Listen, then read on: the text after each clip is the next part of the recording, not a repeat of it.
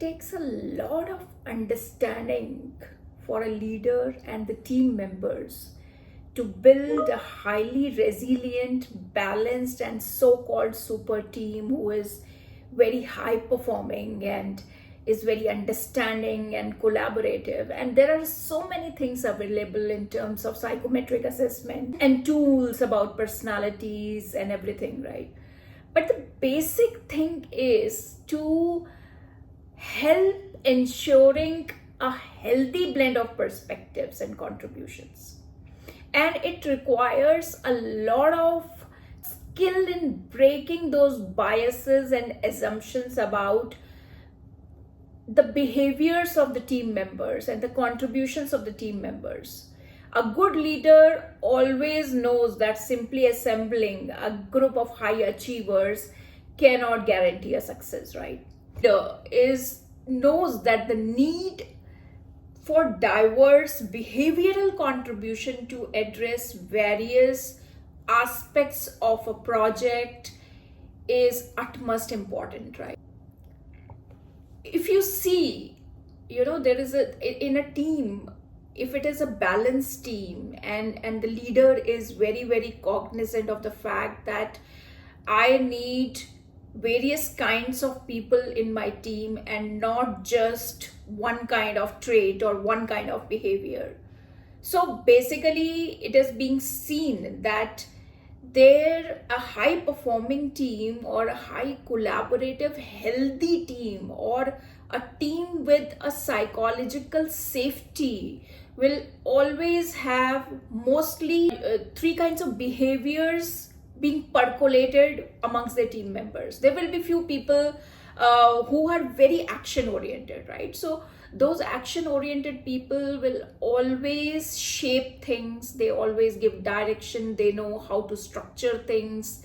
They know how it will flow. They know how the final product or a project would look like, what should be the ingredients, what should be the actual project design, etc., right? And it is being seen that such people are pretty assertive and they are shaping things, right? So the problem is sometimes these people are being taken in a wrong way, that they are directing us so much. They're pretty assertive, that assertion is being called as arrogance sometimes. It is being misunderstood as arrogance sometimes. And there are people who really question on the final design and they will keep on giving inputs on the design piece of it. And there will be other people who are really not happy with the thing that we are getting so much of inputs on it.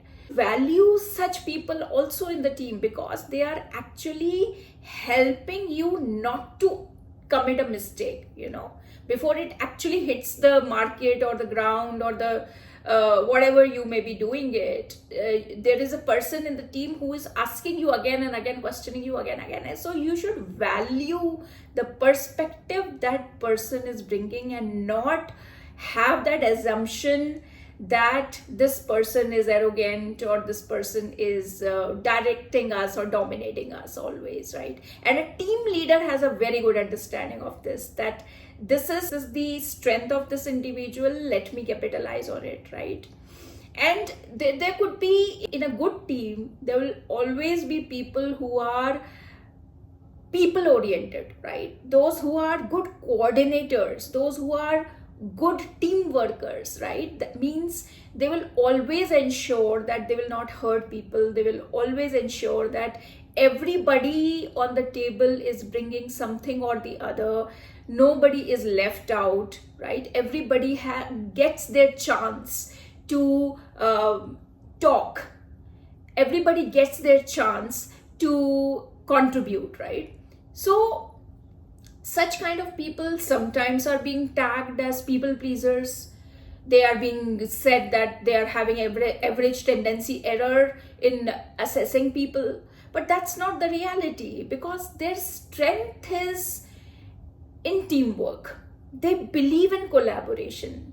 They really are very compassionate. They are very empathetic, and they will sometimes, before coming to the actual subject, they will revolve around other pieces which may not be even relevant to the project, but they are really doing that emotional mirroring with others. They are genuinely interested in the lives of others, right? And it's not only about building rapport, they are very authentic in building those relationships. Sometimes these people are being tagged as, oh, they're very sweet, oh, they may not be able to direct the project because they're very sensitive. Sometimes these sensitive people are being tagged as not being emotionally intelligent, which is very, very wrong. Such people are actually, if you have such people in team, value them, because they are really nurturing that psychological safety in the team, right?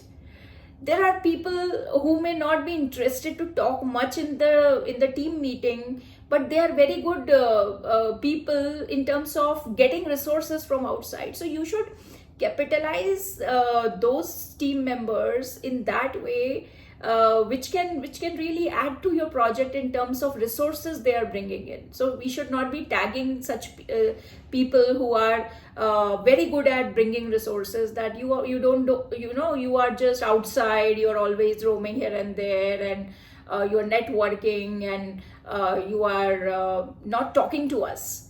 Actually, they are playing their role by bringing those resources, by bringing the expertise from outside. They're very good at research. So a good team leader will always know how to capitalize the strength of people who are very, very people oriented, who are very, very empathetic. They will utilize the strength of their emotional intelligence in enhancing the collaboration in their teams, which is beautiful, right? And you will find few people in team who are actually thought oriented. They don't speak much, and they will evaluate things very nicely. If you give them a piece of analysis, they will do all the research, and they will do that analysis, they will evaluate it, they will give you a very right assessment, and they are actually very creative. They are specialists of that. But the problem is that they don't speak until and unless you ask them to. So such people are being tagged, oh, they don't contribute in the team because they don't speak. That's not the reality. That assumption needs to be broken. That is why team workers are important in the team. The people-oriented people are very important in the team, who bring everybody's perspective to the table. So a good leader actually can appoint a team leader in the team, right? Who will ensure that everybody contributes. And the beauty of these specialists and the people who don't speak, and when a good team leader, ask them questions, you will be amazed to understand that these people give you such a brilliant perspective, which the team would not have thought, right? So these people talk less, but they will talk only things which are related to some kind of, innovation, or they are very, very specialist in subject. They have that subject expertise, correct? So you require all the kind of roles in your team. You require all the kinds of behavioral patterns in your team. The idea is that we should not be forming assumptions for the people who are too action oriented, or those who really get into execution fast. They're good at implementation. We should not be tagging them or assuming anything, that they are not good in thinking, etc.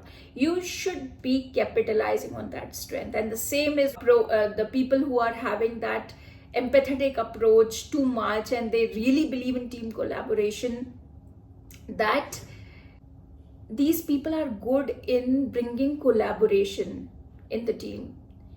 These people are good in bringing psychological safety in the team, right?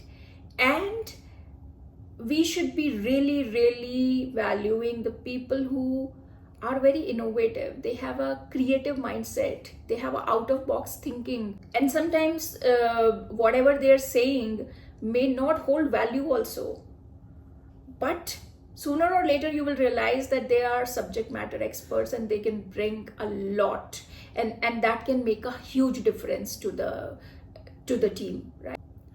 So the nudge to the leaders is to be very, very wise in having your team members, in capitalizing the strengths of the team members, which all the leaders are already doing. But sometimes, they get into those assumptions. So as leaders, we need to break the biases what we attach to the people. So the idea is value everybody's perspective. Everybody is bringing something to the table. And when everybody is being valued without any discrimination, that place is a beautiful workplace where everybody enjoys and thrive together and achieve collective goals. Take care. Stay blessed.